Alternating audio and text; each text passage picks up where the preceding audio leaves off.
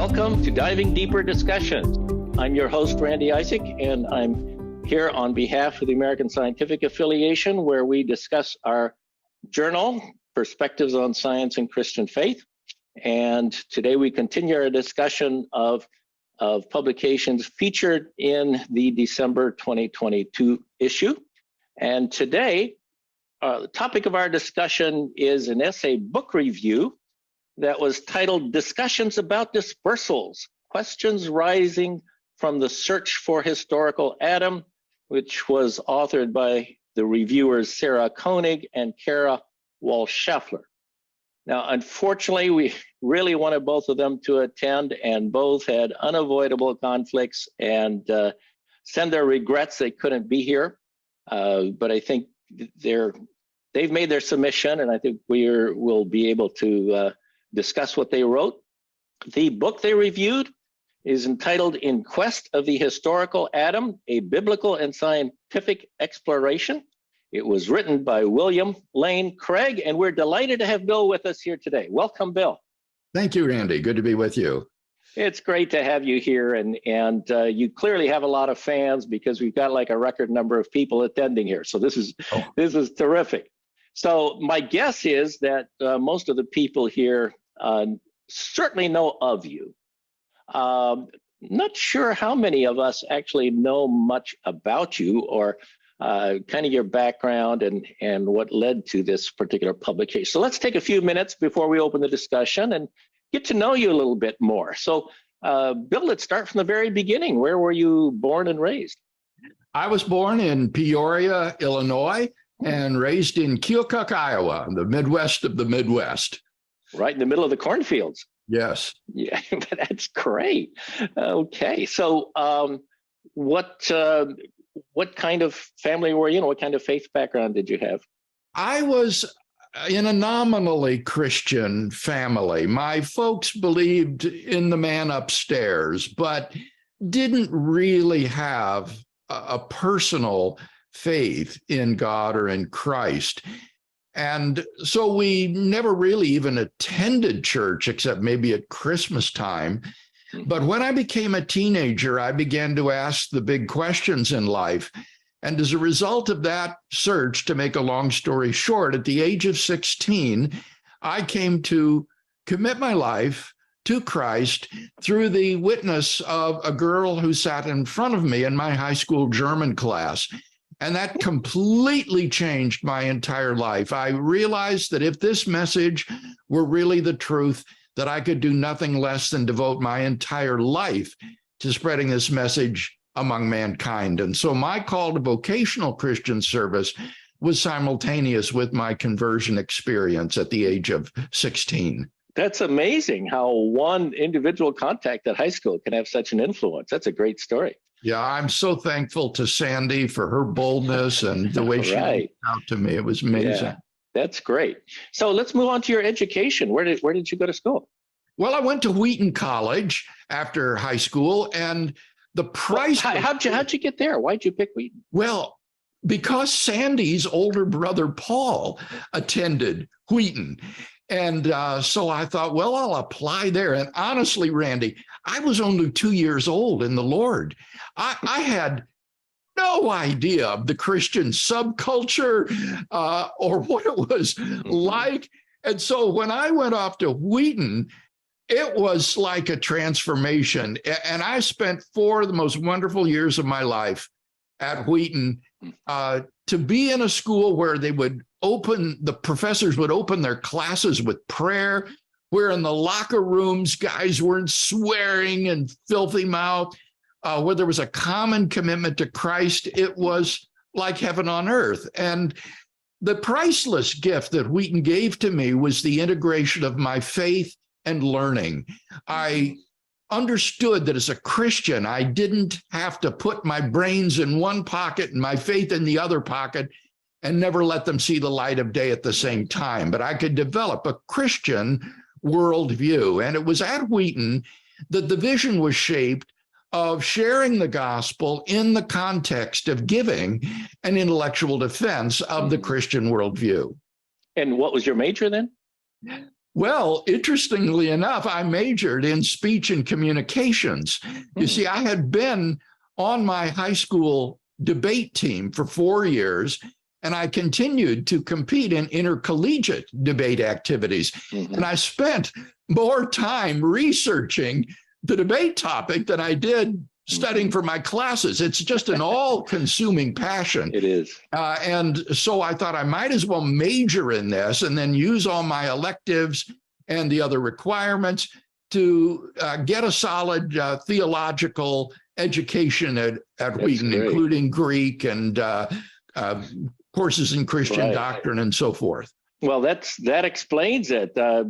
Maybe some of you here in this audience know, but I happened to attend Wheaton at the very same time that Bill did, and we don't remember each other, but being a physics major and debate, I think it's clear why we didn't have classes together. But at least, I've been going around and introducing myself as a classmate of William Lane Craig. I mean, this gets me into places, so it's good.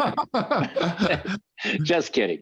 But at any rate, all right, so you majored there in debate. What did you do after Wheaton? After Wheaton, I was on staff with Campus Crusade for Christ for 2 years. I thought it was time to sort of wring out the sponge after soaking up all of this knowledge at Wheaton. And then I went on to Trinity Evangelical Divinity School, where I did an MA in philosophy of religion, and then also an MA in church history and the history of Christian thought. And from Trinity, then, I applied to do my doctoral work in philosophy at the University of Birmingham, England, under the famous philosophical theologian John Hick.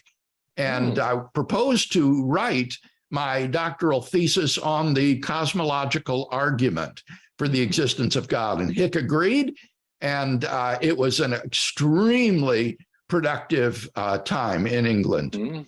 Great. So that's great. You're able to get to England. It sounds like you learned an awful lot, except the accent. But where did you move after that? Well, after that, Jan and I spent most of a year in France. I said to her, "You've been sacrificing a lot for me in my education. What would you like to do?" And she said, "I've always wanted to learn French." So we attended French language school at the Centre Missionnaire, which is a school in the French Alps for training missionaries to Francophone countries.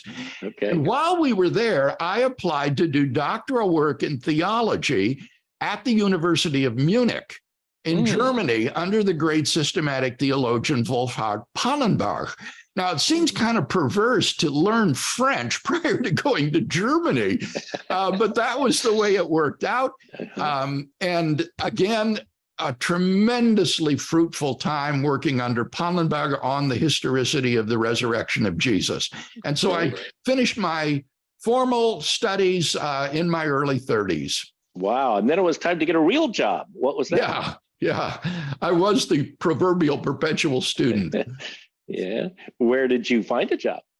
I received an offer from Trinity Evangelical Divinity School, where I had studied. Norm Geisler, who was the head of the Department of Philosophy there, had moved on to Dallas Seminary and had brought in one of my former Wheaton profs, Stuart Hackett, whom you may remember. Yes, very well. And they then approached me to replace Norm Geisler at Trinity. And so I accepted that offer and worked for many years with Stu Hackett as a colleague in the Philosophy of Religion department at Trinity. Cool. All right. Okay, so let's take this on to where we are now. How did your career go from there, and where are you now in your career? Well, the dean at Trinity eventually closed our department. He was convinced that philosophy of religion was not important to a seminary or divinity school education. So he convinced the president to close the department, which he did. They forced Stu into early retirement.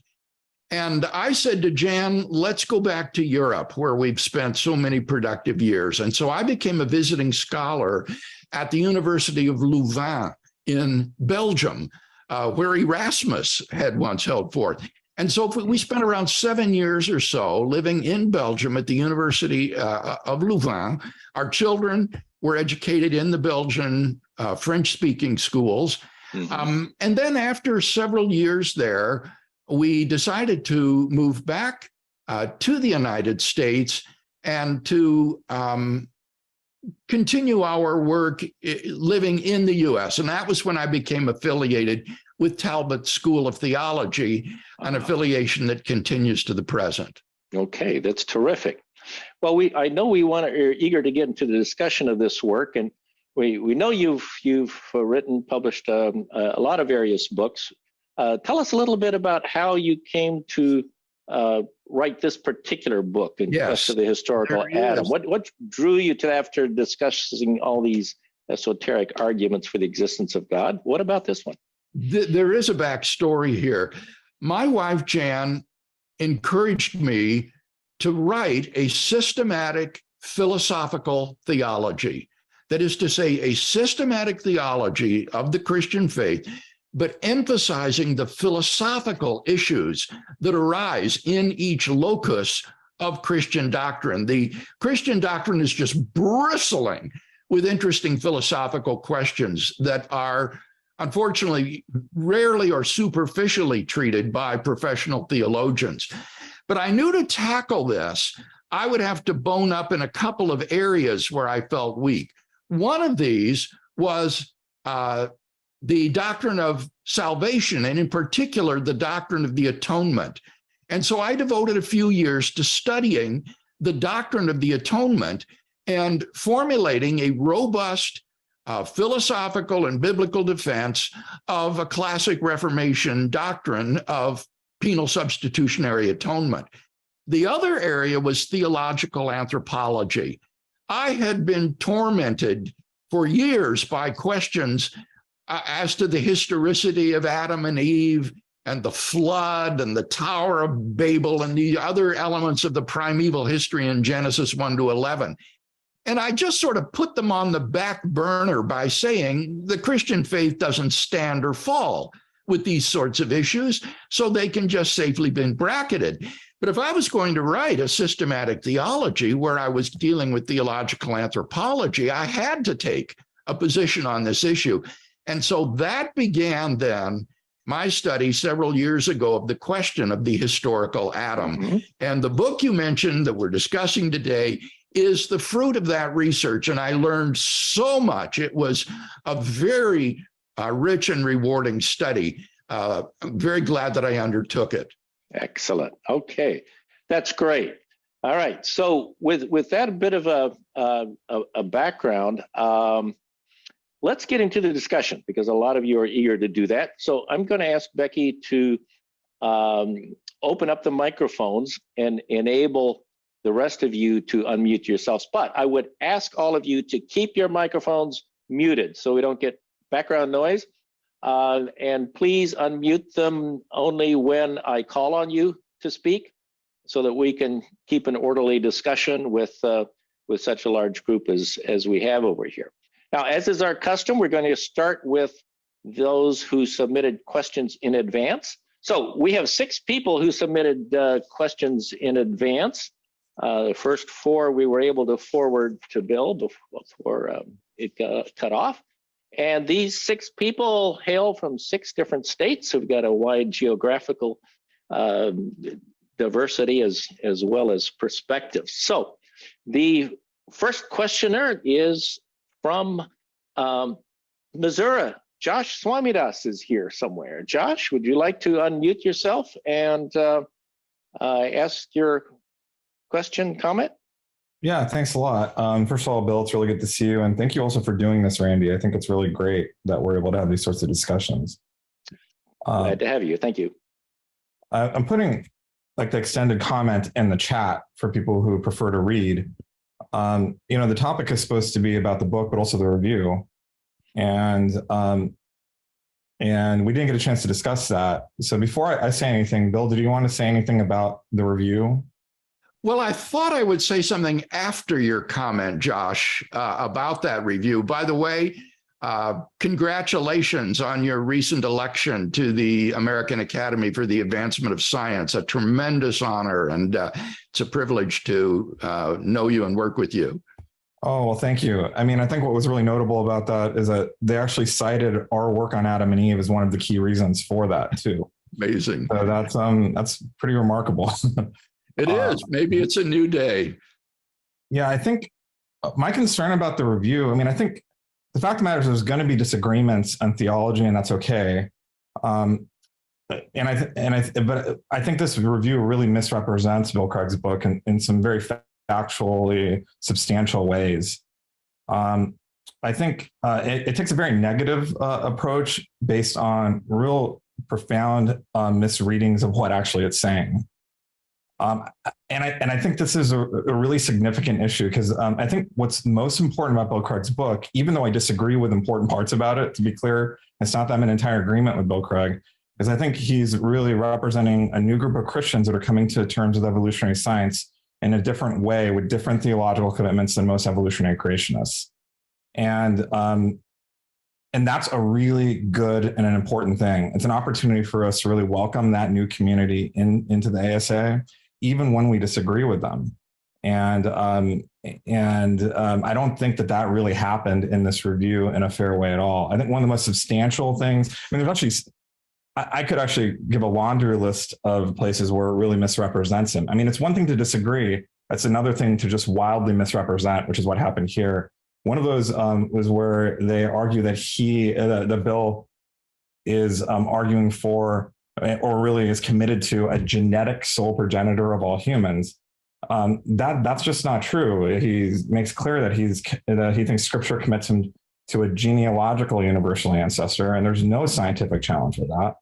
To be clear, of course, evolutionary creationists told him pretty emphatically that was impossible for quite some time.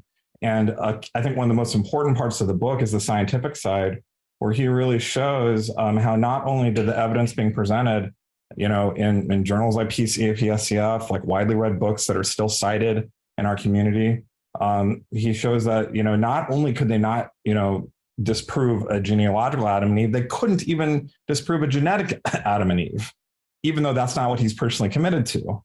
And so I think that's a really important piece that shouldn't be missed. There's really no evidence against the position he's raised, but that just really wasn't. His position was not accurately described in that review. There's a lot more to say, but I would just hope that we can find better ways to welcome this new group of Christians into our community, and do that with better scholarship and better science. Yeah, just let me interject here a little bit, Josh. I should have mentioned at the beginning that we have started in the last few programs. We've established an opportunity for a discussion forum following this discussion. And so even though the review authors aren't here, I would urge you to post your comments, such as what you just made, on the discussion forum, and hopefully the authors will be able to respond or clarify or whatever, but continue the dialogue from their perspective on the forum. So we'll be providing you with the links. Yeah, I'm happy to do that. I mean, I should also depersonalize it a little bit from them, though this review is quite bad. There's been several recent articles published in PSCF that make the same sorts of misrepresentations on a pretty regular basis. And it's one thing, once again, to have a theological disagreement, that's going to happen. It's another thing where there's just really strong representations of people that hold to historical Adam and Eve. And I think we just need to do better than that. Yeah. Josh, these kind of general statements aren't quite appropriate here. If you have specific things, put them on the forum and we'll discuss those. Okay. Sure. I think we want to give everybody else a chance. Is there anything else you'd like to add here? No, I mean, Bill said he had a comment to give after that. Okay, fair enough. Bill? Well, I appreciate what Josh has said, because one of the reasons that I accepted your invitation, Randy, to do this podcast today was because I was afraid that readers who had not read my book but had read the review would have an inaccurate understanding of both my positions and my supporting arguments, because neither of these were correctly understood or represented by the two reviewers. And it's a shame that they're not here with us today to discuss that. Josh has already mentioned one point. I was surprised that the reviewers were not aware of the distinction between a genetic Adam and Eve and a genealogical Adam and Eve, since Josh had made this distinction so clear several years ago in his own book, and it's become part and parcel of the contemporary discussion. But they also ascribed to me a view of human origins, which frankly, I didn't recognize. I did not understand the view that they were imputing to me. It was unintelligible. I really don't know what they think I believe, because I couldn't make heads or tails out of it.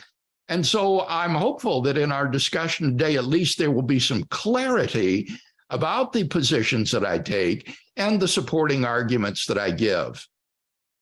Thank you, Bill. And exactly, that's one of the functions we hope this Diving Deeper program is, to continue the dialogue on the issues that are published in our journal, because the focus of the ASA is dialogue among Christians, among community Christians. And we have different opinions, we value different opinions, we respect each other, and we want to listen to each other. So that's really appreciate your clarification here. Let's move on to some of the others who submitted a question. Ken Turian, I haven't seen you here. Are you here? I am. Fantastic. Okay, you had a question for. Yeah, mine is almost a rhetorical one. A big question, especially with ASAers supporting evolutionary creationism. A simple question arises: are we in the image of an ape, or are we in an image of God? The two are totally incompatible. So I find out search for historical Adam almost disingenuous. You can't put the two together. And that's why I'm glad Craig is there. Maybe he can be able to answer that better. That's straightforward as I'm concerned. How do you put the two together from the evolutionary side, that we're in the image of ape, and on the biblical side, which were created in God's image? Bill? What I would say, Ken, is that in the phrase, the image of an ape and the image of God, the word image is used equivocally there. And as a result, there is no incompatibility. When one talks about the image of an ape, one presumably means an anatomical similarity that we would have to other primates.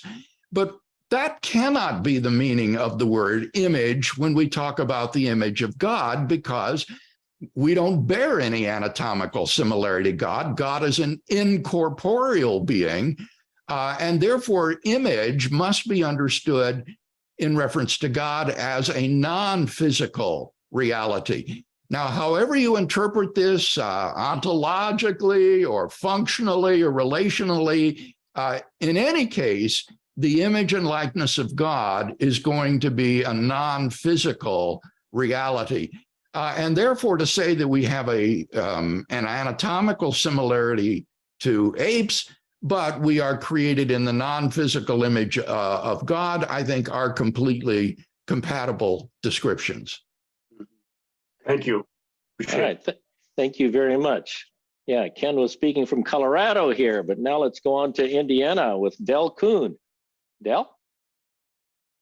Randy, thanks. And Bill, thanks for the book. I liked it. Sometimes I think I'm in the wrong webinar because I happen to like the science part, but not the liberal arts part. I really liked your editorial decision to have a separate clean track through your arguments with interesting discussions in the footnotes. So good. Well done to you and your editors.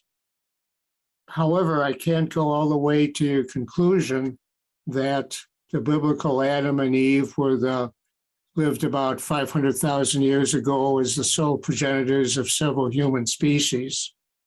And though I think your approach, ancient Near East plus science, is the correct one to look at, I'm approaching this as a layperson with no particular professional expertise in either area. But I've got more confidence in the science, a little bit less confidence in science modeling, but skepticism in approaches or contemporary interpretations of ancient texts that seem to be a modern understanding of them that's reasonably beyond what the author would have known. So my question for you is really a two-parter. One, with respect to the Bible, how should we be approaching inspiration and or revelation with respect to Genesis 2 and 3 or 1 to 11? And in general, for any ancient text, how do we know that we're understanding what was actually written without superimposing a modern view of things? Okay. Shall I just go ahead? Go ahead. Randy? Go ahead, Bill. With respect to the first question, how should we take inspiration or revelation into account? That concern is part of is a theological question about the authority of the text. It is not a question about the proper interpretation of the text. So we can completely bracket concerns about inspiration and authority when we ask about how is this text properly understood, how would the author and his original audience have understood it? Now, when we do consider theological issues of inspiration and revelation, I think that the doctrine of inspiration commits us to the position that whatever the Bible teaches is true, that because Scripture is inspired by God, it does not teach falsehoods. What it teaches is true. And then the hermeneutical question will become, well, what does the Scripture teach? And that leads us to the second question. How can we really understand a second or first millennium text without superimposing our modern view on it?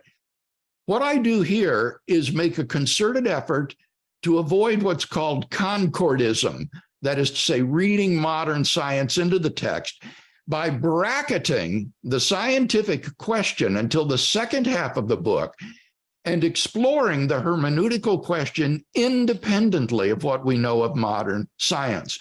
And in this respect, the book takes a radically different approach than McKnight and Venema's book, where they treat the science first, and then poor Scott McKnight is left to try to mop up the theology in light of what the science says. I take just the opposite approach. I want to understand the genre of Genesis 1 to 11. And I think the most insightful realization that I had in this respect came from Bill Arnold, the Old Testament scholar at Asbury Seminary, where he points out that the best genre analysis of Genesis 1 to 11 is what the great Assyriologist Thorkild Jakobsen called mytho-history. That is to say, it is a blend of ancient mythology with history. It intends to narrate events about real people that actually lived, but these stories are clothed with the language of mythology, which is often figurative or metaphorical. And one way you can explore this is by looking at what students of folklore, folklorists, determine are the earmarks or family resemblances of myth. And I list about 10 of these family resemblances that folklorists have established. And then I look closely at the texts of Genesis 1 to 11, and lo and behold, I find multiple instances of 8 out of 10 of those family resemblances. So I think that it is very plausible that the primeval history of Genesis 1 to 11 is an Israelite myth. It is a quasi-mythical in nature. But then I noticed the role of the genealogies in it. and the genealogies portray a definite historical interest. We do not have merely an unordered pool of primeval stories, but rather they are ordered by the genealogies like a backbone into a historical chronological narrative, a narrative that melds seamlessly in chapter 12 into the narratives of the patriarchs, whom the Pentateuchal author indisputably regarded as real historical individuals. And that suggests that he also thought that those listed earlier were historical individuals as well. So on the basis of that genre analysis of Genesis 1 to 11, I argue that we're dealing here with a narrative that is mytho-historical in character, and therefore shouldn't be interpreted literally, cannot be pressed for scientific details. It's to modern science that we must turn to discover when and where and how humanity originated on this planet. And so that then becomes the second half of the book. Okay. All right. Thank you very much. And so from Indiana, we go to Pennsylvania, where David Wilcox. Dave, unmute yourself and ask your question. Hi, Bill. Hello. I think I'm pushing back on your mention of me in the book. To rephrase the question, I think that there's a lot of evidence, including from the last 5 years, that modern human cognition really appears in the African lineage in the last 100,000 years or so, rather than being present throughout the last 500,000 years. If so, how would you interpret that in terms of the Genesis narrative? Could those genealogies begin with the beginning of cities, for instance? Oh, all right. Now, the question that was submitted to me from you, David, was somewhat different. Namely, okay, how would I explain? That's part of what I'm thinking. I'm trying to put, that's part of the pieces that I'm thinking about. Okay. Well, your question is hypothetical. I wouldn't agree with the view that humanity originated only within the last 100,000 years in Africa. That would be a very congenial view, because it would enable us to maintain the relative recency of Adam and Eve, which would be nice.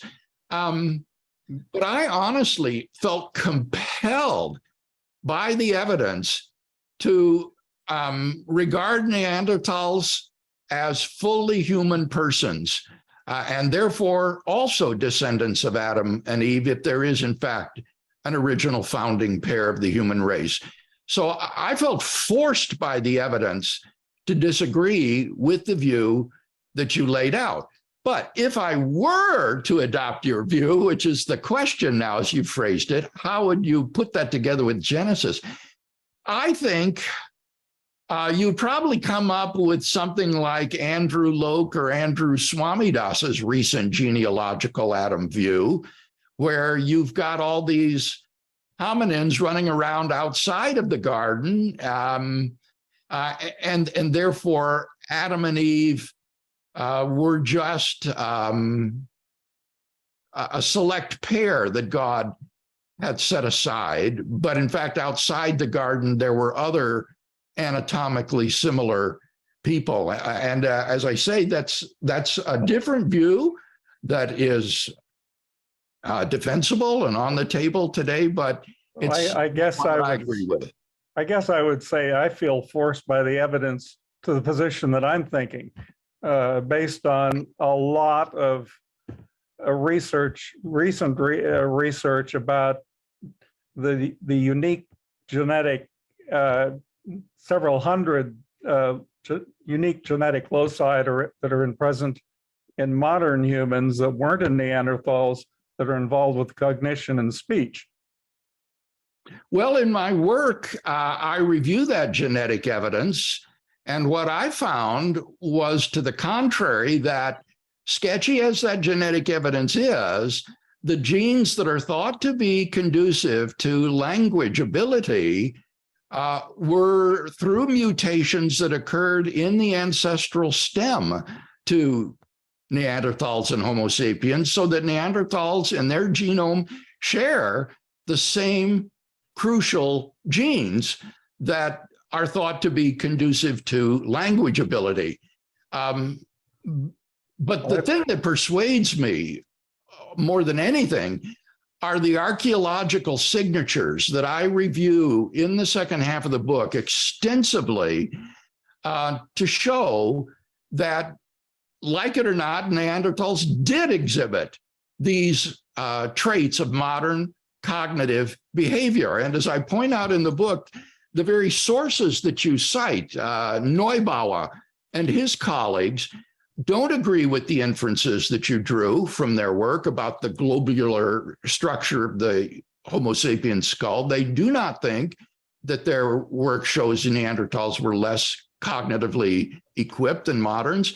And in fact, Neubauer says, in light of these archaeological signatures, and he mentions two, Neanderthal cave art on the Iberian Peninsula, and then the strange constructions in Bruniquel Cave in France, give us good reason to think that these were cognitively modern persons. So these archaeological signatures I find extremely persuasive, and they keep getting pushed back and back and back into the past, which I think just makes implausible the view that these were not human beings and that human beings only originated relatively recently. Well, I think we may agree to disagree, because there's a lot of new information that I'm collecting over the last 5 years or so that I think supports what I think looks like the genetic picture. I probably do end up somewhere with Josh on this. Okay, that's an option. Okay. But the book is very up to date in terms of the archaeological evidence that it reviews and the paleoanthropological data. I'm not saying it isn't up to date, but I think I'm looking at things that were some research that's been done in the last 3 or 4 years, which I think is, I'm a geneticist, so I tend to look at the genetic evidence pretty heavily on it. In any case. Okay. Thank you. Well, I think these are the kind of different opinions that we really like to hear and bring out. That's part of our role, to bring all of this out into dialogue. So thank you both, Bill and Dave, for this discussion, and shouldn't end here. Use the forum or other means that each of these views can be thoughtfully considered. I did enjoy the book, though. Yeah, right. Good. Let's move from Pennsylvania to Louisiana. We have Jay Holman. Good to see you here again, Jay. And why don't you unmute yourself and ask your question? Hi. You don't remember me, but I met you before you presented a paper at one of our ASA meetings. And you were sitting there quite nervous. You were an invited speaker. I don't think you'd been to many ASA meetings. And you said, I'm going to read my paper. That's what I do at philosophical meetings. You remember that? Yes, I do it. You know, philosophers get up and actually read their papers. They don't do it extemporaneously.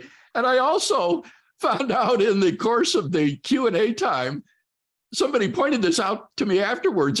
Some fellow had raised his hand, and I said, well, let's go to someone else who hasn't asked a question already. And the fellow was mortified because he said, do you realize that was a Nobel Prize winner that you just overlooked? That's good. Well, what can you say? Yeah. Well, first of all, I think I enjoyed it, especially because I had not always thought about this in terms of, gee, if I don't believe in young Earth creationism, which I was brought up on, I always thought from astronomy, they said, well, where did all that light come from 13 billion light years away if there's not an old universe? Well, what about all these skulls that are laying around and all this stuff and I just hadn't, put it together. And since you didn't get to see my question in advance, I can invert the question. I think you've already answered the question that I actually wrote, which was, what difference does this make to an existential faith that you have this insight? And could that be a stumbling block for people who don't have that? But I want to ask it this way. You studied this and you said you'd ignored it before, you put it aside. Now you've got this new concept. How has that helped your existential or personal faith, or has it at all? Or is it? As I say, I was in turmoil about this. This was not, in one sense, fun for me, because I was really torn about this question. And I kept thinking in my mind, is my legacy going to be that William Lane Craig went liberal in his old age? And I didn't want that to happen. And yet I was determined to follow the evidence to where it led. And the result of this for me has been a deep peace existentially about my faith. I think anybody who reads the narratives of Genesis 1 to 11 has got to be deeply troubled by not only the stories of Adam and Eve, but frankly, the flood story and the Tower of Babel and so forth. And so for me to take this new perspective on the genre of Genesis 1 to 11 was something that did bring deep existential peace. And I began to see that just as God can inspire a sacred narrative in Jewish apocalyptic, as in the book of Revelation, or in poetry, as in the Psalms, or in historical narratives, as in the gospel biographies of Jesus, so he can use myth as well as a vehicle for his truth. And so this has been deeply satisfying for me. Okay. All right. Thank you very much. And our final question submitted in advance comes from Seth Hart. Seth? Hey, thank you so much, Dr. Craig. I really appreciated the book. Now, in my foolishness, I actually addressed these questions to the review authors rather than to you. So if you were Professors Koenig and Wall-Scheffler, Professor Craig, how would you answer these questions? No, that's a joke. If you were them, that's a joke. No, so I... instead of doing that, what I decided to do is if I can return to the review article, I think we've commented on the scientific side. I'd really like, rather than just to throw out mine, I'd really like to hear what you have to say, what you thought on the first part, the theological side. Right. Especially when it comes to like accusations that you rule out, like an Eastern Orthodox perspective that I thought that was interesting, or that you should have interpreted Paul as non-literal since you take Genesis to be non-literal. Yeah. Just passages like that. What were your thoughts on that? In general, the biblical scholar who wrote the review was a biblical scholar and a scientist.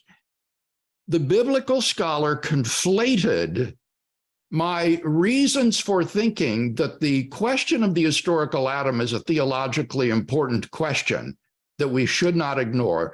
She conflated those reasons with my reasons for thinking that we are biblically committed to the existence of a historical Adam.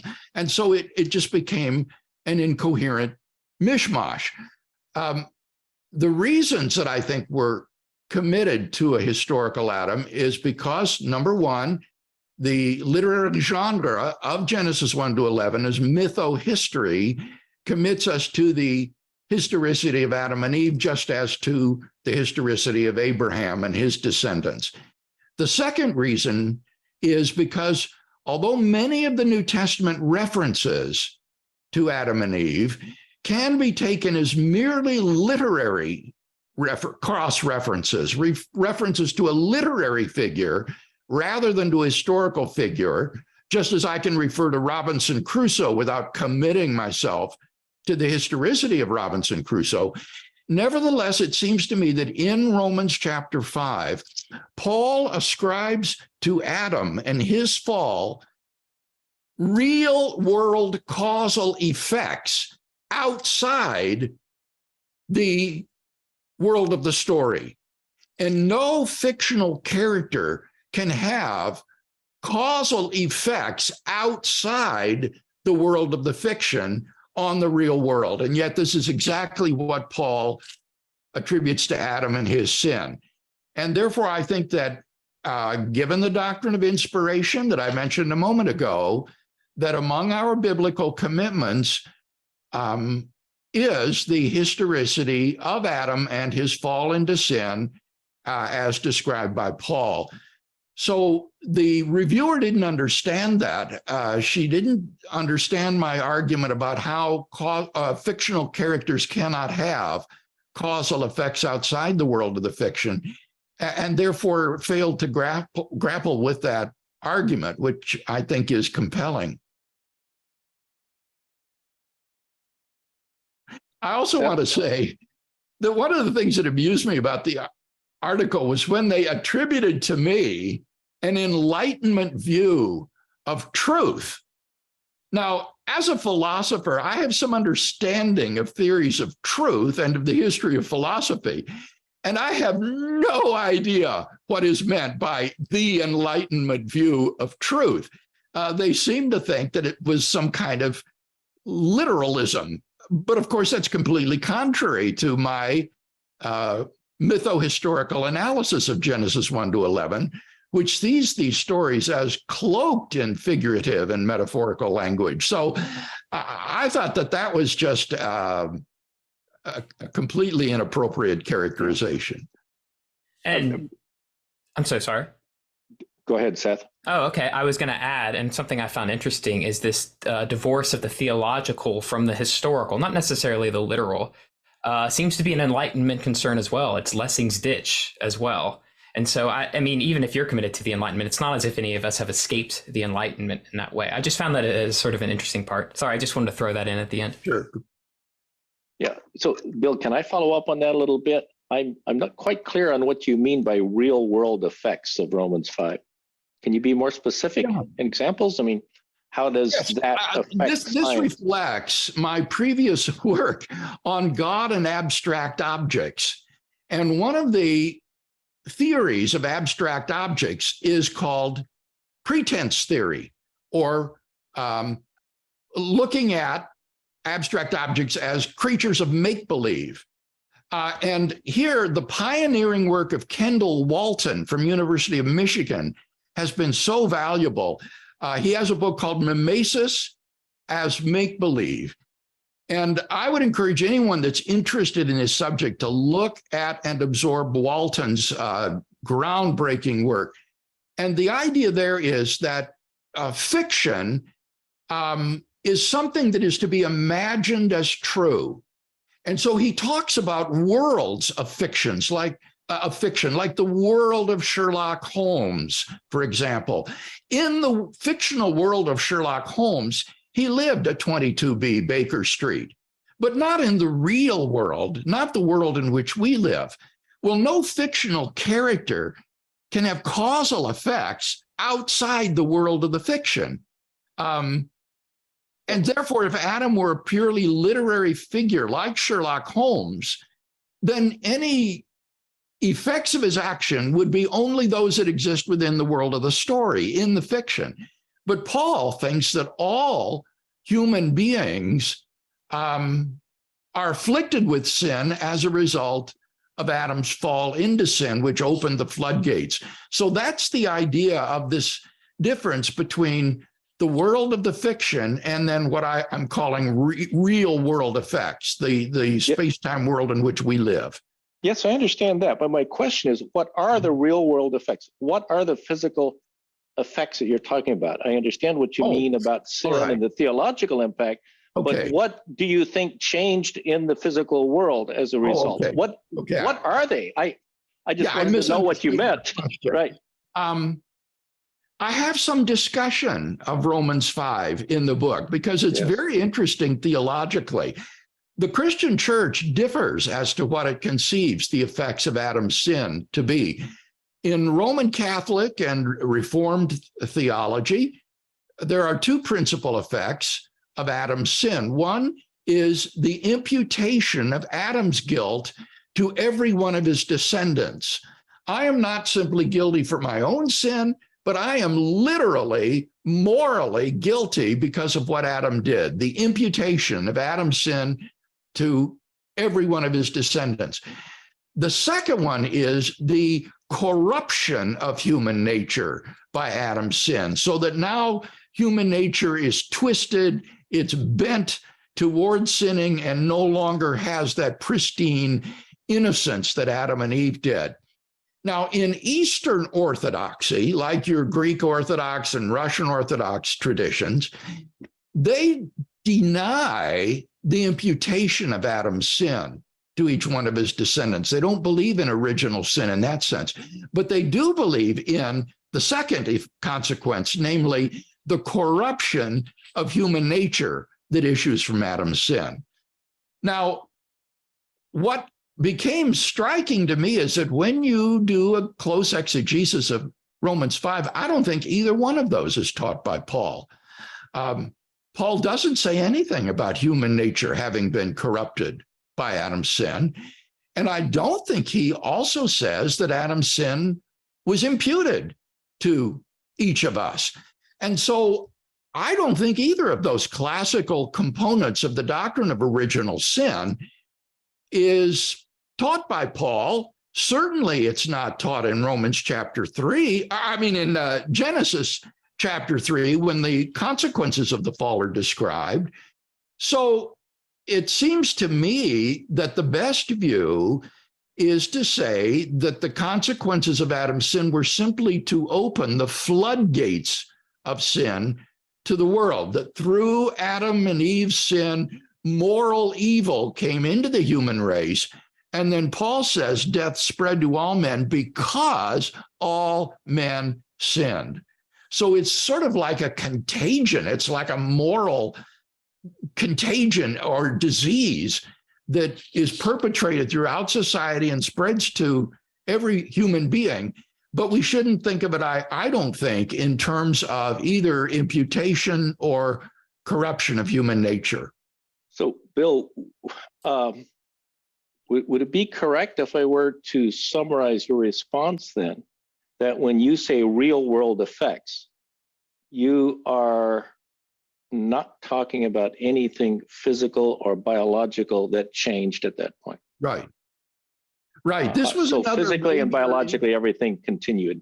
Yes. Yeah, okay. This was another major insight, if I may say, or realization on my part.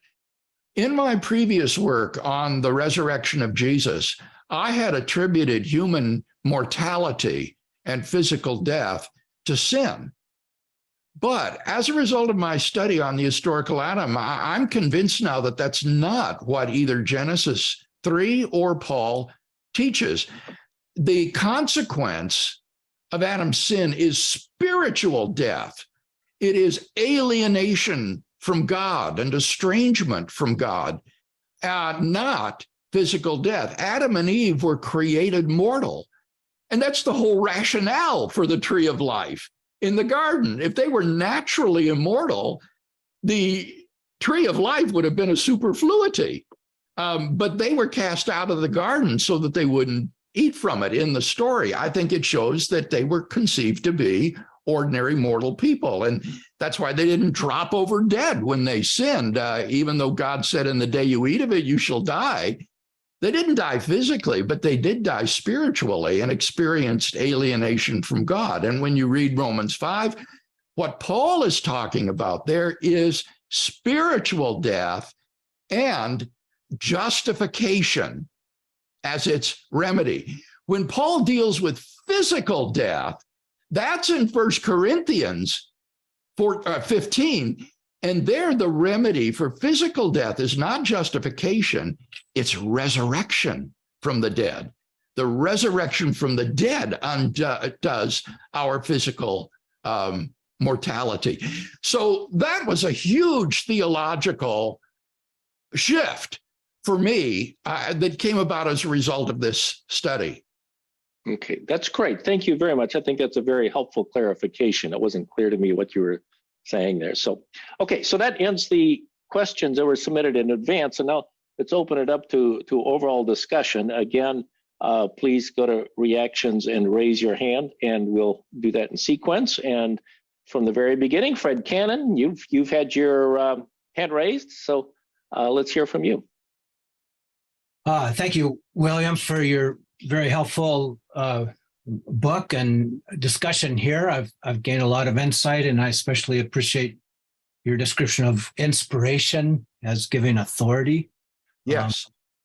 So I'd like to raise a concept that seems to be fundamentally underlying a lot of the discussion about who Adam was and so on.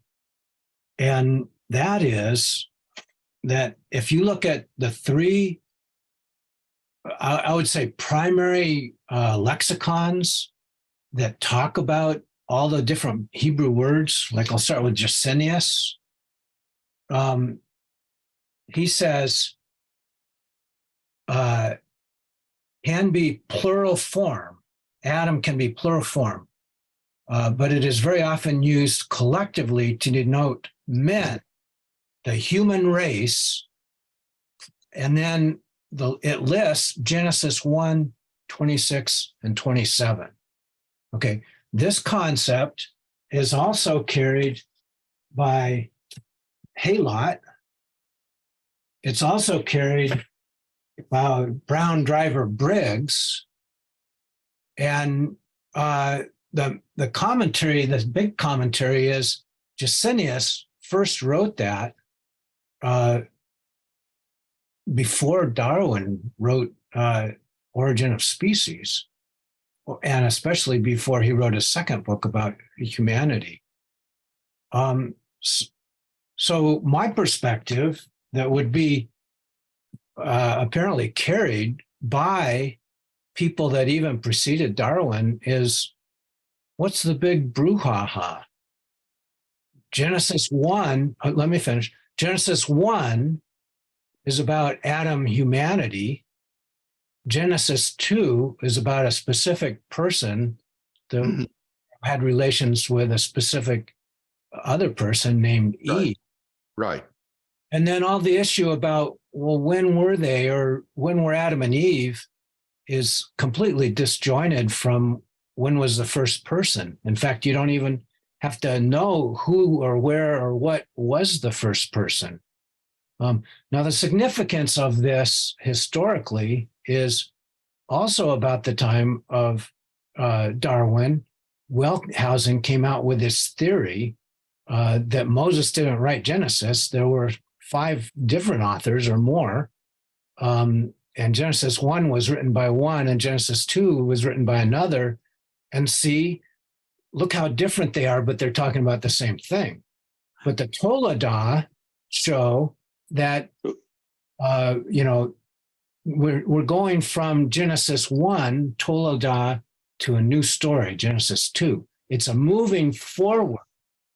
And so Fred, are you getting to a question? We need to. Yeah, everybody else has had give others the floor. Yeah. You have a specific question for Bill, or? Yeah. So this concept of concordism, finding a difference between, trying to find unanimity between science and the Bible, I think is a misnomer. The roots of understanding Adam humanity in Genesis 1 goes back to before Darwin and was well entrenched at that time. So the question, Randy, is what are your thoughts about that? And why do we need to find an atom that's the same atom in Genesis 1 and Genesis 2? All right, this question is dealt with in the book. And I think the key word in your description is the word disjointed. Because what you're suggesting is that the Adam and his wife, described in Genesis 1, are different people than Adam and Eve, described in Genesis 2 and 3. And I think in the mind of the Pentateuchal author, they are not different. And I give a number of arguments to think that in the mind of the Pentateuchal author, there was not a gap of time in between the creation of man and woman in Genesis 1 and then the story of Adam and Eve in the garden in Genesis 2, much less eons and eons of time. I think that the Pentateuchal author believed that Adam and Eve were the universal progenitors of mankind, that they were the single human pair from whom all humanity is descended. They were not some sort of an elect couple that came along much, much later in the story of human development. And I give 3 reasons in the book for why I think this is the view of the Pentateuchal author. Don't get hung up on the fact that we have different traditions, oral traditions and perhaps written traditions, flowing into these narratives. That's certainly the case. But nevertheless, there is a Pentateuchal author who has edited all of these and put them together. And I think that there are persuasive grounds for thinking that in the mind of the Pentateuchal author, the couple that he's describing in Genesis 2 and 3 were the very first human beings that God had ever made. Okay, well, so in follow-up, what if you take a different view? I mean, then you have to answer my arguments. Yeah, so what you said earlier was inspiration means authority. It doesn't mean interpretation. So if you start with the interpretation that the Genesis 1 Adam humanity is different from the Genesis 2 Adam and Eve as individuals, what do you come up with? I think there's some confusion here. I'm not faulting your doctrine of inspiration. Certainly, if that's your interpretation, you would regard that as authoritative and true.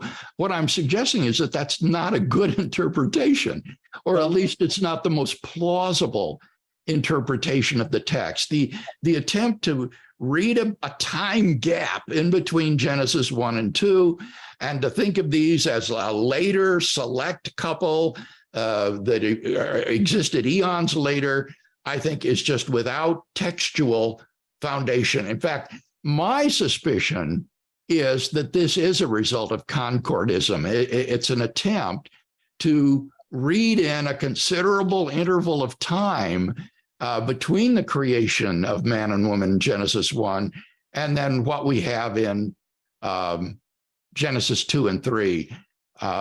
But so you're quite right in saying that Adam can refer to a collective or plural group, that it's not a proper name in Genesis 1 to 11 until you get to chapter 4 and verse 1. But nevertheless, I think it is describing 2 specific individuals that are the founding pair of humanity in the mind of the author of the Pentateuch. Okay, we need to move on. A lot of people want to ask questions. Let's keep your questions concise and do that. Carrie Johnson, you're next. Yeah, hi. Thanks. Thanks for joining us, Dr. Craig.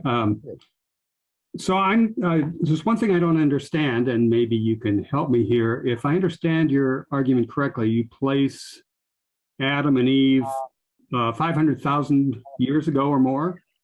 Yes, more.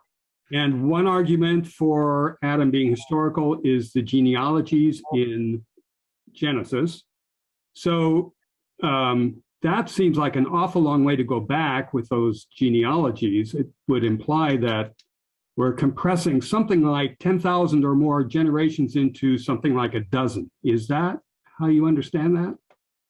I don't think that that should be your perspective, because you've got to remember that in the mind of the Pentateuchal author, we have here a mytho-history that is only about 2,500 years long, from the time of creation to the call of Abraham. It's a very tiny little history, even compared to ancient Babylonian accounts of Babylonian kings and ancient Egyptian accounts of prehistory.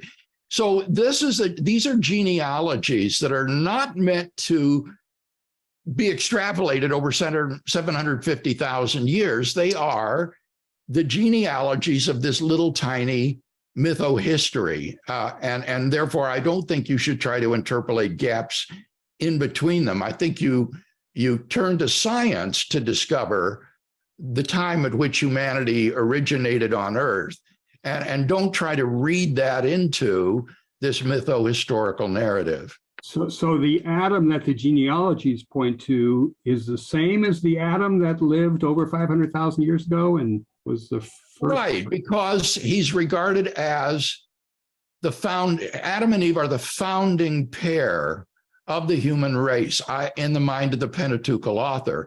And so what we do is we turn to the evidence of paleontology and population genetics and archaeology and ask, is it possible that there could have been a founding pair of the human race at some time in the past? And what I discovered is that on the basis of these archaeological signatures I mentioned, if there was such a founding pair, they had to live prior to the divergence of Neanderthals and Homo sapiens.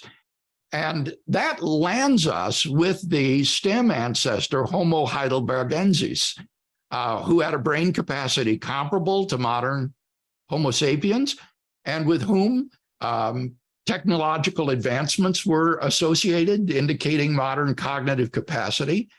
So it would be on the basis of these archaeological signatures that we would locate Adam and Eve at that point.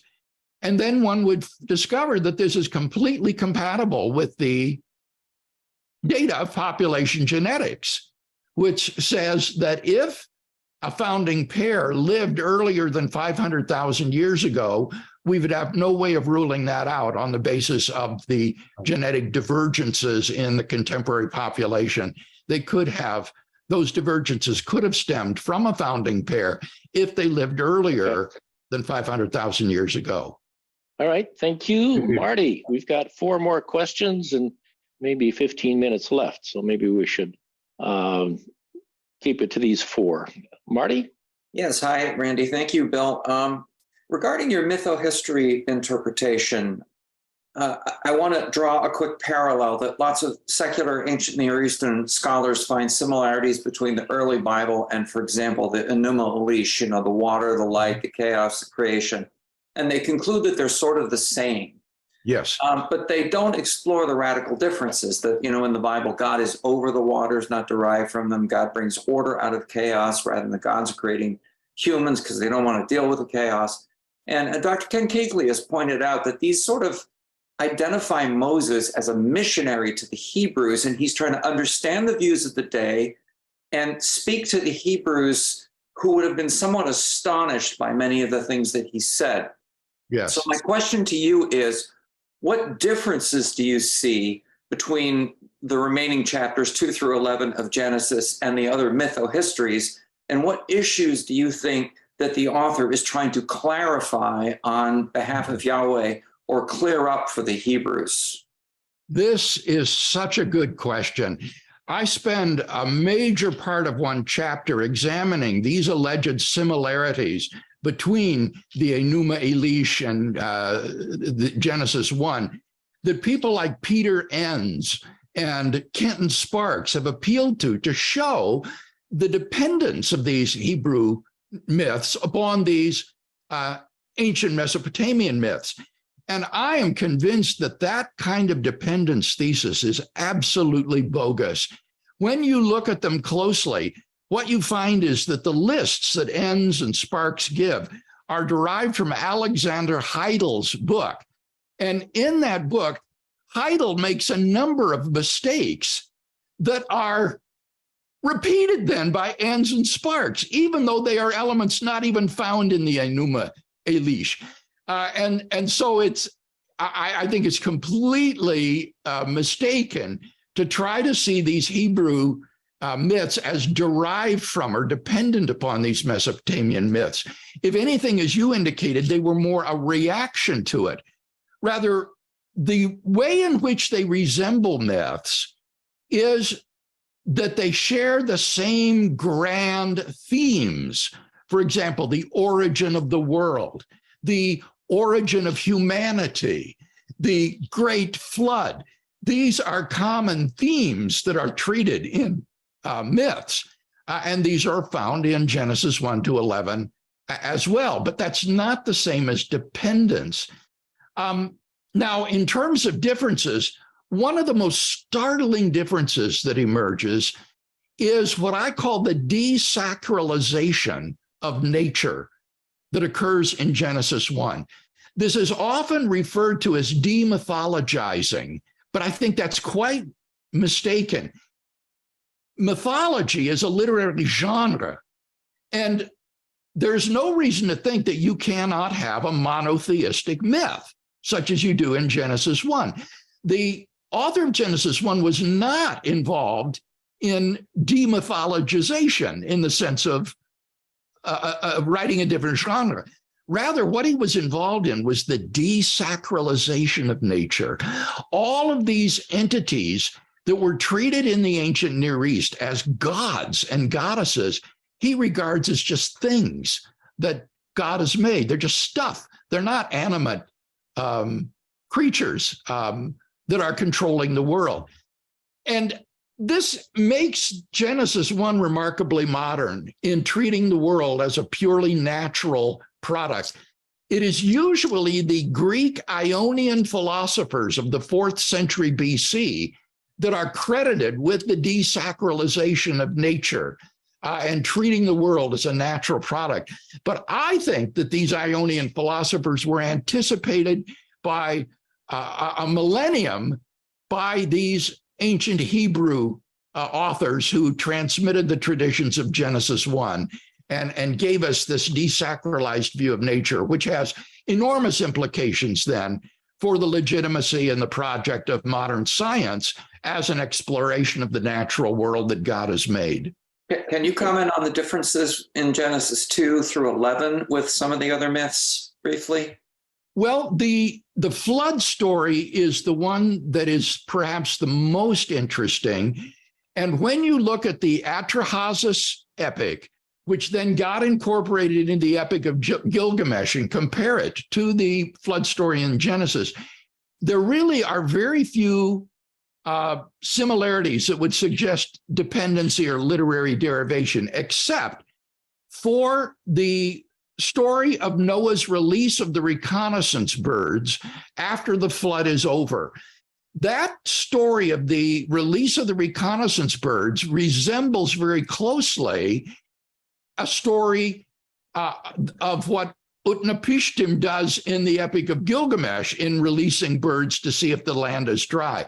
But here is the really interesting part. That wasn't in the original Atrahasis epic. That was an addition in the Epic of Gilgamesh that is not attested prior to, I think, something like 750 BC, which puts it well after the Genesis narrative. So it's not at all clear that even this very similar story of the reconnaissance birds can be attributed to Hebrew borrowing from these Mesopotamian traditions, because they tend to antedate the story of the reconnaissance bird. So that would just be one other example. I have not found in any commentary or any other book as detailed a discussion of the flood story and its provenance as what I give in this book, In Quest of the Historical Adam. And I'm really anticipating and eager for interaction with Old Testament scholars or Assyriologists on that section of the book. Okay, we need to move on. Thank you, Marty. Steve. Hi, Bill. First comment, if you've read my review of your book in Science, I think you covered a great deal of science very well. And I think in the context of the reviews that we've been talking about here today, I kind of wish they'd started with that a little bit more. That's a major achievement and not all easy to do. So I think that's great. But my question for you is more about theology, and in terms of your thought, disentangling, thinking in terms of Paul and Adam. Yeah. Adam can have two functions. One is as, along with Eve, the origin of humanity. The other is as the introducer of sin. And Paul's emphasis there is he's talking about the introduction of sin. And if sin is not transmitted, it's not a physical thing and a spiritual thing. And does it have to be transmitted physically? Would Adam necessarily be the ancestor of everyone? Even if you take Paul as requiring that there be an originator of sin, a single person who is Adam, does that have to be a physical ancestor of all of humanity? Well, I certainly don't agree with Augustine that original sin would be passed on biologically or physically. So I take it that Paul attributes the entrance of sin into the human race and all of the disaster that's followed as due to an historical event by a historical person. So that's the only connection that I'm trying to make, not anything about the transmission of sin, but I don't see how you could have sin introduced into the human race as a historical event unless it's connected with a historical person who committed that sin. Sure. Does that historical person have to be someone 500,000 years ago, or could it have been someone more recently who is not our physical ancestor of everyone? Theoretically, except Paul calls him Adam, and he refers to Adam as the first man. So I think it's pretty safe to say that when Paul talks about Adam, he means the Adam in Genesis 2 and 3. Okay. I mean, yeah. It's possible to think that Paul thought that and not necessarily think that he's teaching that. Well, that's the question, isn't it? I mean, that needs to be dealt with. But my sense is that this is part of Paul's teaching. Okay. All right. Anyway, you've answered my question, so thanks. Okay. Thank you. Dave, your turn. If you unmute yourself, please. Okay. There we go. That's better. Thanks for your presentation today. Appreciate it. And I'm looking forward to reading the book. My comments are around some questions that I've had. And I actually did a presentation as a poster session at the 2022. So I've been trying to pull some of this information together. My questions are pretty simple. I think that we need to look at Adam in terms of the context, both of Mesopotamia and civilization. I think it's very interesting that Adam is spoken of in terms of a garden. That's something I haven't heard a lot of talk about here today, but I think it's very important to tie him in that context, in that Adam is not just a progenitor, but the garden is a time and place where something very significant happened. We see God introducing the idea that he wants a relationship with the human beings that he's created. And that, of course, goes wrong. So I would like to see the discussion of Adam talk about those kinds of issues as part of the discussion. Okay, I do have a good discussion of the Garden of Eden in the book, and particularly the way it's identified geographically with the 4 rivers and where it might have been located. I don't see that there's anything of great importance in this myself. I don't think that the time and place is something that is theologically weighty. So interesting, but I don't see it as important. Okay. All right. Thank you very much. Thank you, Dave. Let's move on to Steve.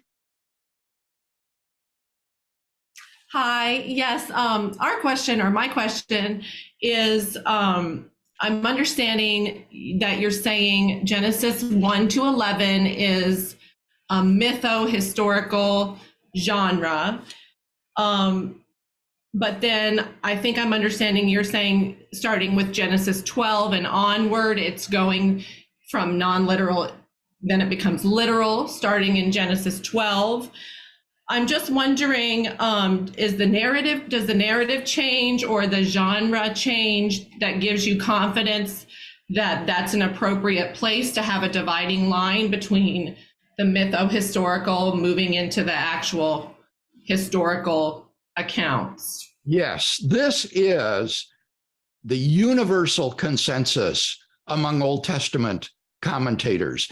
They will all agree that Genesis is divided into three parts: the primeval history, 1 to 11, and then the story of Abraham and the patriarchs, and then the story of Joseph and his brothers. Those are the three large sections of the book of Genesis. And so there is quite a change at chapter 12 when you get into the patriarchal narratives. You no longer find these resemblances to the great themes of ancient Near Eastern mythology. They're quite different. So this is not a controversial point. Okay. Any follow on there? Okay. That's great. We got through those questions. I guess this leaves us about 3 or 4 minutes before the bottom of the hour. And that leads me to make a comment. This is amazing. So I guess my only observation I want to make, and I don't know if it's a question out of this here, but when I step back at a high level and look at the scientific perspective and the biblical perspective of human ancestry, I see a difference in perspective. The biblical perspective is definitely one of an individual-centric view. That is, it really focuses through the genealogy and everything to an individual as the origin. Scientifically, it seems to me that both the genetic data and the genealogical background that Swami Das has articulated for us very helpfully, but both of them seem to move us from an individual-centric to a population-centric view. That is, after, I don't know how many, few thousand years, maybe 6,000 years, no more than 6,000 years, that individual contributions to ancestry become less important than the population view. That is the collective perspective. Genealogically, I think Josh has informed us. I still have trouble believing him, but he says it's true, and I guess it's true that everyone alive today is a genealogical descendant of everyone or every fertile person that was alive 6,000 years ago or more. What that tells me is that it shifts us from an individual-centric view to a population-centric point of view. Now, if that's correct, and I may be wrong in my understanding here, but if that's correct, it's not clear to me how a scientific perspective can in any way either confirm, support, or deny or reject an individual-centric point of view about Adam. Mm-hmm. Does that make sense? Yes, it does. And let me simply say that although it is true that in evolutionary theory, it is primarily populations that evolve, nevertheless, even evolutionary theorists will sometimes talk about founding populations where, say, a tiny group splits off and becomes geographically separated, and eventually that becomes another species that issues from this very tiny initial population. So this is not unknown in evolutionary theory, and my contention is simply that there's nothing in the evidence of population genetics or evolutionary theory that would rule out a founding pair at the fount of the human race. Right. But that's my other. But that's the other bone I'll take a little bit. Well, let me finish. So I'm agreeing with you that there's nothing that would contradict it. And I'm not seeking for anything to prove it. I'm not suggesting that science can prove that there was an Adam and Eve. What I'm looking to science for is primarily some window during which we can surmise that Adam and Eve lived. I want to know, when did humanity first walk on this planet? And there, I think science can be very informative in letting us know when this was. Well, if you're talking about a tiny population that is significantly more than 2, then I think you have a point. But I don't see that anything. Now, you and Josh as well typically say, well, science doesn't rule something out. But science isn't really in the business of ruling things out 100% all the time. You're looking at what are the probabilities, what is the most likely scenario. And no, we can't rule it out 100%, but that doesn't mean that it's a credible scientific perspective. Oh, I'm not appealing to 100% probability or anything of that sort. I don't think there's anything improbable about there being an original founding pair of the human race. You can't prove it, but there's no evidence against it. It's not improbable. Well, and I would say that I'm looking for a window, Randy, of several 100,000 years, that somewhere around 750,000 years ago or thereabouts, it's plausible to put Adam and Eve as Homo heidelbergensis, not earlier. Well, we need to discuss a little bit of what we mean by scientific plausibility. But we need to continue this discussion in the discussion forum. I told you earlier, we have a discussion forum that has been set up to continue because many of you have questions you didn't put up. Becky, can you put that in the chat? Do you have it already? There it is. Okay, you've got it on there. I want all of you to copy this and contribute your thoughts. That link will also be available on our archive page. But with that, I would really like to thank you, Bill, and all of you who spoke, and all of you who listened. Really, thank you for appearing here.